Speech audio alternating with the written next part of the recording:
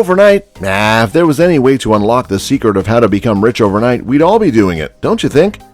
There's no shortcuts in life to become rich.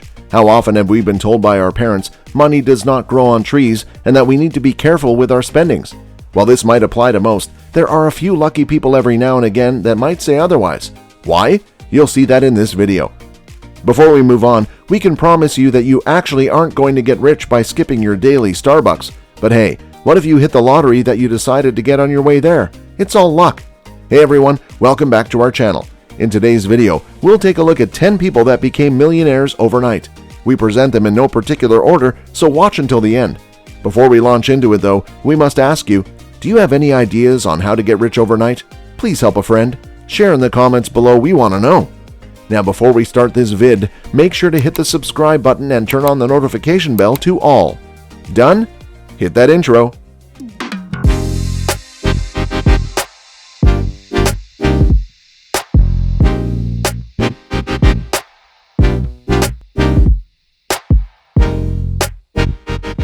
Yes, 10 people who made their fortune within hours. That's something, right? In fact, no one would expect landing over some millions unexpectedly. Or did they plan it? Well, if you plan on earning like that, that's some big brain. Number 1. Rick Norsigian. The first lucky champ on today's list would be Rick Norsigian. Rick Norsigian discovered some negative images years ago. Wonder what some negatives would have to do with him becoming rich? We'll see. The Californian painter discovered 65 glass negatives wrapped in newspapers from 1943 and 1942 while sifting through crates at a garage sale. He for sure enjoyed antique shopping on his days off. What is it with the negatives? These ones that Norsigian purchased for $45 after bargaining the vendor down from $70 turned out to be those of the legendary nature photographer Ansel Adams. And guess what? They were valued at hundreds of millions of dollars, $200 million according to some. Imagine you find money in your clothes after your laundry, or that winter jacket you stored for the last several months. It's sort of like this. Stumbling upon money is always nice. This would have literally stunned him to find out about its value.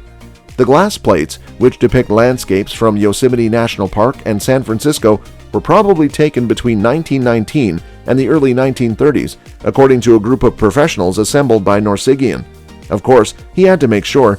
Previously, they were thought to have been destroyed in a 1937 darkroom fire that incinerated 5,000 glass negatives. But here they are with this lucky guy. Someone's junk is another person's treasure. We bet the sellers are rolling around in their graves right about now. Somebody save me some negatives, please.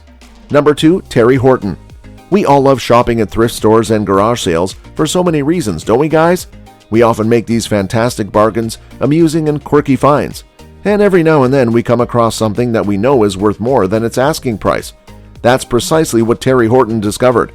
Horton paid $5 for this massive 66-inch long by 46-inch wide artwork from a charity store. Yes, $5. Horton worked as a big rig driver for 20 years until retiring in 1987 due to a trucking accident. With her newfound leisure time, she enjoyed looking for discount products and selling them for a profit. She found this picture at a thrift store in 1992 just with the intention of cheering up her friend. But because the picture was too large to pass through the friend's front door, Horton planned to sell it at a yard sale, and just like in a cliché movie scene, an art teacher suggested to her that she reconsider selling the painting, because hello, it was a Pollock original. After Horton's investigation, she discovered the artwork was worth millions of dollars. Imagine being that lucky? Despite receiving bids of $2 and $9 million, Horton did not sell it. She was confident she'd get more because some of Pollock's paintings have sold for as much as $140 million. That just for a single piece. Yep, no words to describe her feeling. Number 3, the Imperial Egg Collector. The third person we have doesn't wish his name to be said aloud. Maybe he was too concerned about his close family members that he didn't want anyone to know. Okay, let's just call him the Imperial Egg Collector. Well, we just had to come up with some random name. The Imperial Egg Collector discovered a golden egg at a yard sale. He paid $14,000 for it, which may appear to be a lot, but he planned to melt it down and sell the scrap metal. I mean, like, who in their perfect senses would want to do that? Apparently, he wanted to make $500 on it by melting the egg down. But him being dumb realized later that the metal in the egg wasn't even worth the money he paid for. Pretty disappointing. Luckily, though, he found things written on the egg that led him to find out that it was the Russian royal family's third lost egg. He then returned the egg to the Russian royal family for a whopping $33 million. Number 4. Charlie Ayers. Okay, before we proceed, we must ask you guys, what do Silicon Valley tech bosses eat? If you want an answer, Charlie Ayers might have it. It was 1998. Ayers worked as a home cook for a family in California at the time.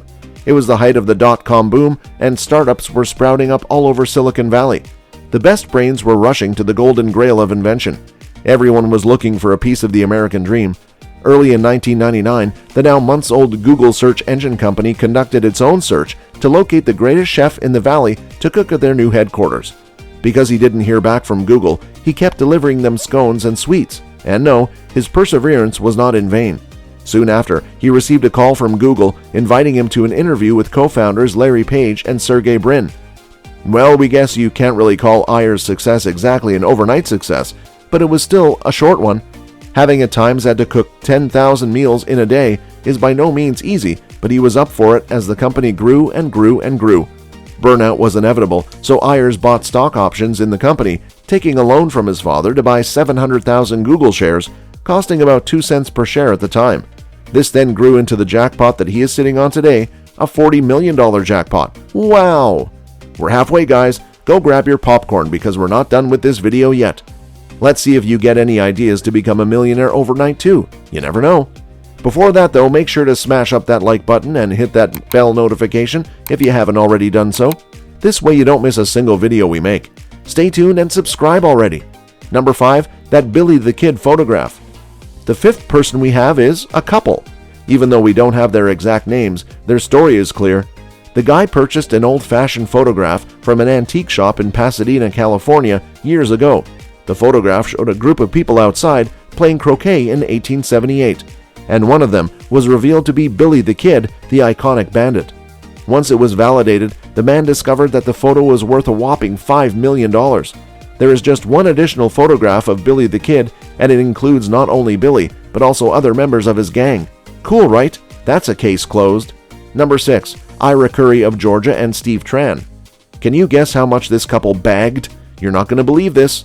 These guys split a massive $648 million Mega Millions jackpot in the December 2013 lottery, and that's roughly $324 million each before taxes. The single sum payment of $123 million after taxes. Ira said that she chose the winning numbers based on the birth dates of her family members. Tran, like Curry, agreed to a lump sum amount. Tran stated that he and his family had visited San Jose to dine and shop because of its huge Vietnamese community. Tran, a delivery truck driver, purchased the winning ticket at Jenny's Gift and Kidswear at a San Jose, California strip mall. Well, it seems like they're settled for the rest of their life. Number 7. Chris Clark. Chris went in a planned direction, though. Do you guys remember the dawn of the internet? Back in 1994, most people had no idea what the internet was or what it was intended to do for us. So when 29-year-old Chris Clark paid $20 for the domain name pizza.com, it probably felt more like a chance than an extremely wise purchase. The domain was purchased for an astounding $2.6 million in 2008, making it one of the biggest sums ever paid for a domain name to one individual. Yes, just for that one tiny name. Y'all gotta do some planned purchases. This might be similar to having that special NFT or that best land in the metaverse. Get on it. Number 8. Manuel Franco. This 24-year-old Wisconsin male won a whopping $768.4 million Powerball jackpot in the March of 2019. Franco purchased the winning ticket at the New Berlin Speedway in Wisconsin. The prize was the third highest in the U.S. history at the time, and Franco told reporters in 2019 that winning felt like a dream. It sure did feel like a dream, and is going to be a dream for many of us. Franco was merely trying to save $1,000 before winning the $768 million Powerball game. Anyway, that's a fantastic save. Number 9. Glenda Blackwell. Glenda Blackwell is our 9th lucky person. Glenda Blackwell of North Carolina was so done with her husband's scratch lottery ticket addiction. That's when she planned to teach her babes a lesson. Story time. As they were fighting at a petrol station, she purchased her own ticket. Now this was to show him that she was just losing money, and hey, Glenda was pretty sure that she'd not hit the lottery. But her strategy did not work out the way she wanted it to. Glenda turned out to be a $1 million winner. I don't know about you, but we're totally happy to be wrong on something and win the jackpot in return. Number 10. Kevin Lewis. Finally, we have Kevin Lewis. What did he come up with? This is certainly a cool dramatic story. In August 2013, the Horseshoe Casino in Cincinnati was in the heat of its summer campaign when a random customer's name was picked for $1 million award. Kevin Lewis, the lucky casino goer, joyously claimed his prize.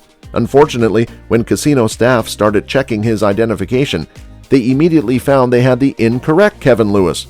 Poor man. However, the casino's management finally determined that the only thing to do was to let both guys keep their profits. So that's two lucky Kevin Lewises that became instant billionaires.